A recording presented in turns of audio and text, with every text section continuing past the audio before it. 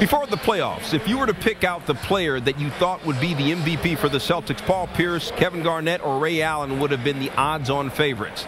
Now, while all of Boston's big three have played well in spurts, the Celtics would not be where they are tonight without the guy who has more triple-doubles the last 2 postseasons than anybody in the league, Rajon Rondo.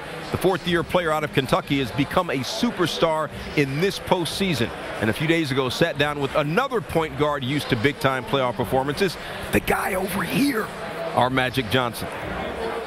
You know how good, how great he can be. Now he's at the stage where he knows who he is. Kid's a beast, period, point blank. When you first came to Boston, it was the big three, right, and you were the question mark. Right. And then you proved everybody wrong. And how have your teammates accepted you? I think it's just a respect level.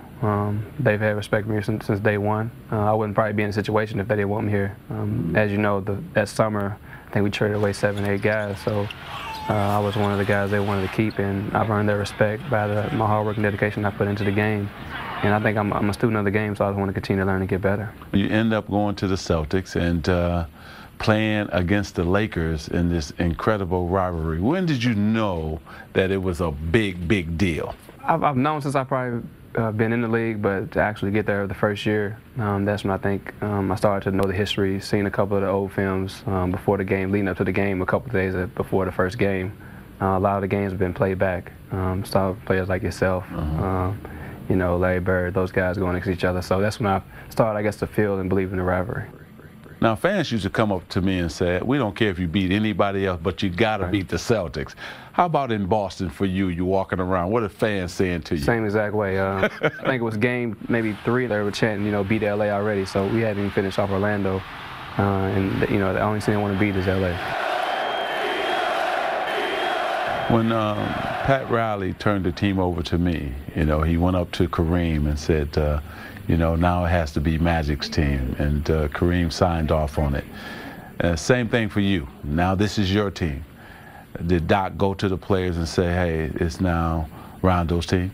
He didn't say, I wouldn't say he said that to each individual player, but during the film session, you can tell, you know, they try to preach to give me the ball and let me run the show for the most part.